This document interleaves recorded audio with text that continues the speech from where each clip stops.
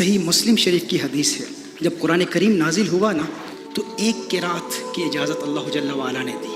جبریل امین حضور اکرم صلی اللہ علیہ وسلم کی بارگاہ میں حاضر ہوئے تو اللہ نے ایک قرات کی اجازت دی۔ حضور اکرم صلی اللہ علیہ وسلم نے جبریل امین کو واپس بھیج دیا، جبریل واپس چلے جاؤ، اللہ کی بارگاہ میں عرض کرو کہ میری امت کے قبائل تو بہت زیادہ ہیں، اب ایک قرات کی اجازت، یہ میری امت کے لیے اس کا تلفظ آسان نہیں ہے، حوّن علی امتی، امت کو سہولت دی جائے۔ نبی کریم صلی اللہ علیہ وسلم نے جبریل امین کو واپس بھیج دیا، جبریل امین اللہ کی بارگاہ میں حاضر ہوئے۔ اب دیکھیں ہندوستان کے علماء بیٹھے ہیں، حضور کے امتی ہندوستان میں بھی رہتے ہیں نا، میں جب ہندوستان میں جاتا ہوں تو وہاں پر جب بیانات میں مجھے دعوت دی جاتی ہے، جب مجھے مدعو کرتے ہیں تو کہتے ہیں شاکب شامی کو ہم دعوت دے رہے ہیں۔ شاکب شامی کہیں گے یا ثاقب سامی کہیں گے؟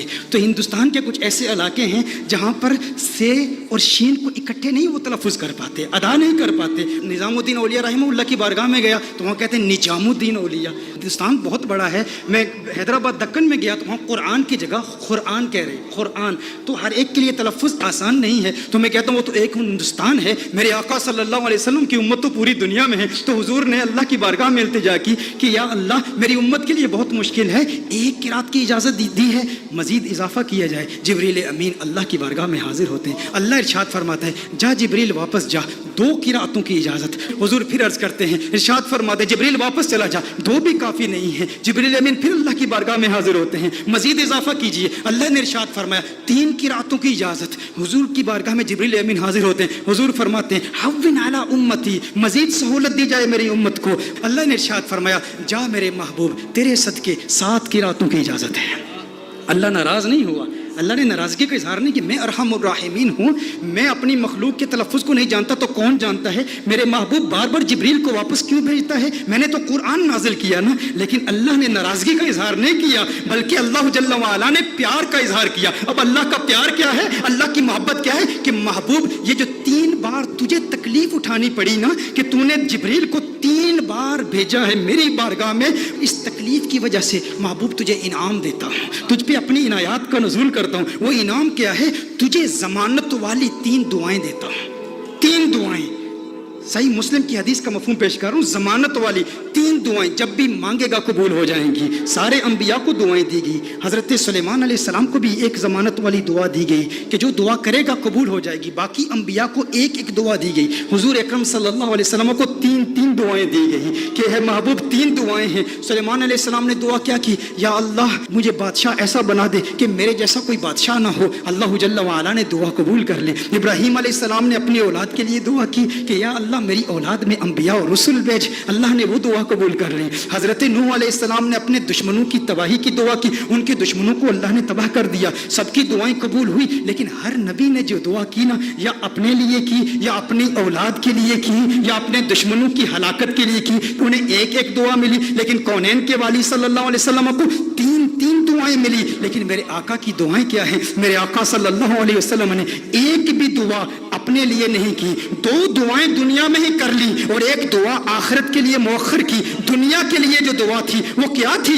اللہم اغفر لامتی، اللہم اغفر لامتی، اللہم اغفر لامتی، ہے اللہ میری امت کی مغفرت فرما۔ میرے آقا صلی اللہ علیہ وسلم نے دوسری دعا کیا کی؟ پھر اللہم اغفر لامتی، ہے اللہ میری امت کی مغفرت فرما۔ علماء نے کلام کیا ہے کہ پہلی جو دعا تھی وہ کبائر گناہ کے لیے تھی، دوسری جو دعائیں تھی وہ صغائر گناہ کی ہے، لیکن تیسری دعا میرے آقا صلی اللہ علیہ وسلم نے مؤخر کر لی۔ اور مؤخر کیوں کی؟ حضور نے ارشاد فرمایا یہ تیسری دعا آخرت کے لیے بچا کے رکھی ہے۔ یا رسول اللہ صلی اللہ علیہ وسلم کیوں بچا کے رکھی ہے؟ حضور نے ارشاد فرمایا وہ آخرت کا دن ایسا دن ہے جب سب نبیوں کی امتیں یہاں تک کہ انبیاء بھی میری بارگاہ میں حاضر ہوں گے، یہ ان کے لیے سنبھال کے رکھی ہے۔ حضور اکرم صلی اللہ علیہ وسلم نے ابراہیم علیہ السلام کی امت کے لیے، عیسیٰ علیہ السلام کی امت کے لیے، موسیٰ علیہ السلام کی امت کے لیے، ان سب کی امتوں کی مغفرت کے لیے یہ دعا سنبھال کے رکھی ہے۔ ذہن میں یہ سوال تو پیدا ہوتا ہے نا، باقی انبیاء کو بھی قیامت کی ہولناکیوں کا علم تھا نا، قیامت کی ہولناکیوں اور سختیوں اور شدت کا علم تھا نا، وہ جانتے تھے کہ مخلوق کس قدر مجبور ہوگی قیامت کے روز، انہیں بھی اپنی امت سے محبت تھی نا۔ باقی انبیاء نے آخرت کے لیے دعا کیوں نہیں بچا کر رکھی؟ ذہن میں سوال پیدا ہوتا ہے، باقی انبیاء بھی اپنی امتوں سے پیار کرتے ہیں، لیکن انہوں نے اپنی امتوں کے لیے وہ دعا بچا کر کیوں نہیں رکھی؟ ایک دعا تھی امت کے لیے بچا کر رکھتے نا۔ انبیاء کو پتا تھا، انبیاء جانتے تھے کہ اس لجپال کو لاج ہے۔ ارے ہم کیوں پریشان ہوں جس کی آمد کے تذکرے ہم کب سے کر رہے ہیں، اپنی امتوں کو بتا رہے ہیں وہ محمد عربی آ رہا ہے، وہ لجپال ہے، جہاں اپنی امتوں کو بچائے گا وہاں ہماری امتوں کو بھی بچائے گا۔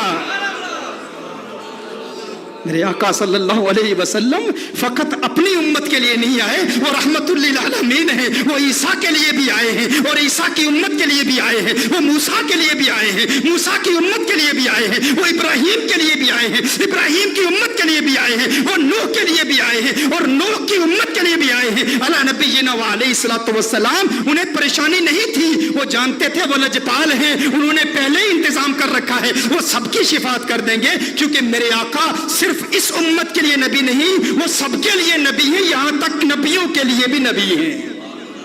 اعلیٰ حضرت نے یہ احمد رضا صاحب کلام پڑھ رہے تھے، اس وقت مجھے اعلیٰ حضرت کا وہ کلام یاد آیا۔ اعلیٰ حضرت نے بڑا خوبصورت تخیل باندھا ہے کہ دنیا میں میرے دل میں یہ خواہش ہے کہ نبیوں اور رسولوں سے ملوں اور سارے انبیاء اور رسول سے ایک التجا کروں، ان سے ایک بات پوچھوں۔ یہ کس کی خواہش ہے؟ اعلیٰ حضرت کی خواہش ہے کہ اس دنیا میں سارے انبیاء اور رسول سے ملاقات کروں اور ان سے ایک سوال پوچھوں۔ لیکن اس دنیا میں ممکن تو نہیں ہے احمد رضا کہ سارے انبیاء اور رسول کی بارگاہ میں تو حاضر ہو اور ان سے سوال پوچھ۔ کہا تو پھر میں قیامت کے روز پوچھ لوں گا، آخرت میں پوچھ لوں گا۔ اس وقت مخلوق بھی اپنے اپنے مقام کے اعتبار سے اور اللہ کی شان کے لائق اللہ کو دیکھے گی، تو اللہ کے سامنے اعلیٰ حضرت حضور کے سامنے انبیاء سے ایک سوال پوچھیں گے۔ وہ سوال کیا ہے؟ انبیاء سے کروں عرض کیوں مالکو؟ انداز دیکھیں، تیور دیکھیں، ادب کا مقام دیکھیں، حضور کا احترام بھی ہے۔ امتی آپ کا ہوں لیکن انبیاء سے ایک سوال پوچھنا چاہتا ہوں، انبیاء سے کروں عرض کیوں مالکو؟ کیوں مالکو؟ انبیاء سے کروں عرض کیوں مالکو؟ کیوں مالکو؟ کیا نبی ہے تمہارا ہمارا نبی؟ یہ جو ہمارے آقا ہیں، جو ہمارے نبی ہیں، کیا تمہارے بھی یہی نبی ہیں؟ انبیاء سے کروں عرض کیوں مالکو؟ انبیاء سے کروں عرض کیوں مالکو؟ کیا نبی ہے تمہارا ہمارا نبی؟ انبیاء فرمائیں گے احمد رضا آج پوچھ لیا ہے، تجھے موقع ملا ہے اللہ کی بارگاہ میں، انبیاء کی بارگاہ میں، رسولوں کی بارگاہ میں، آقا خود موجود ہیں، پوچھ لیا ہے تو سن احمد رضا، تو نے کہا انبیاء سے کروں عرض کیوں مالکو؟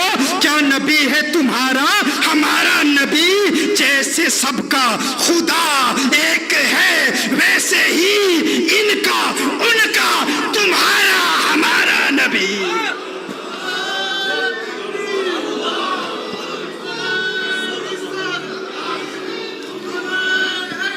جیسے سب کا خدا ایک ہے ویسے ہی ان کا تمہارا ہمارا نبی۔ کرن بدلی رسولوں کی ہوتی رہی، چاند بدلی کا نکلا ہمارا نبی۔ کیا خبر کتنے تارے کھلے چھپ گئے، پر نہ ڈوبے نہ ڈوبا ہمارا نبی، پر نہ ڈوبے نہ ڈوبا ہمارا نبی۔